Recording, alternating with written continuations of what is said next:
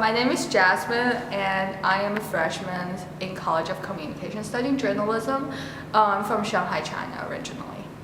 I think the Me Too March is definitely a very positive thing to do for everyone, especially encouraging for minorities and people who are sexually assaulted. Because there's a lot of cases, a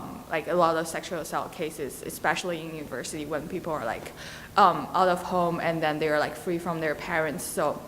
and then the thing that I remember when I was in senior year, my high school teacher showed all of us about a document about sexual assault and in universities, and so it just. From watching that document, I realized there is a very blurred line between sexual assault and consensual assault. A lot of times, girl will go to university and the office and then report that they're sexually assaulted by some their classmates, but then the university would be oh, it's a consensual sex, it's not a big case, and then so they would probably not do anything to the guys, and then that would only leave the girls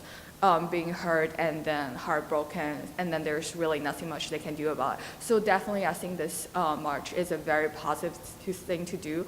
to push the awareness of sexual assault, and then especially relating, tracing back to what has happened the back few months about the celebrities and in Hollywood when how women was suppressed by men in Hollywood movie industry, and then they would get paid less and they have to suffer from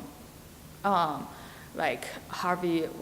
Weinstein's sexual assault. So definitely I think it's a great thing to do. And then especially I think it's important because in my country this sexual assault and things related to that is not very it's not how do I say it, not being noticed by a lot of people, and also it is a shame for girls to talk about them being sexually assaulted because they would think this is a shame for them, and it's also a shame for their families. So well, yeah, so I think this thing should be changed during the time, and also I feel because for now we're living in this patriarchal society that definitely men has more power over women. In a lot of cases, I mean, maybe people try to, maybe people would disagree with what I'm saying right now, but still it's still a thing, and it's so popular that it's gone unnoticed. For example, you have to change your last name to your husband's last name after getting married, so that's just a sign of patriarchal society. So I feel because we're living in this society, so a lot of sexual assault went less serious because women are holding less power than men. So it's just I feel in my country this situation is a lot more serious than the US or the Westerners, because the Westerners are more aware of this problem, other than Eastern culture is just less noticed. In my family, my parents would think girls should just spend most of the time with a family, and then the girls don't have to work so hard, and just to they just have to the only purpose of them studying is so that they can get a good husband, so they can have a good life afterwards, and then so they mostly have this domestic and during the house role, rather than what I'm thinking, because I am currently studying journalism. That's something my parents strongly opposed against. First, it's not an easy job, and it's also kind of dangerous as it goes. So I remember when I was a senior in high school, I had so many fights with my parents because I really want to learn journalism, and they're telling me not to do it, and then they would get really mad at me for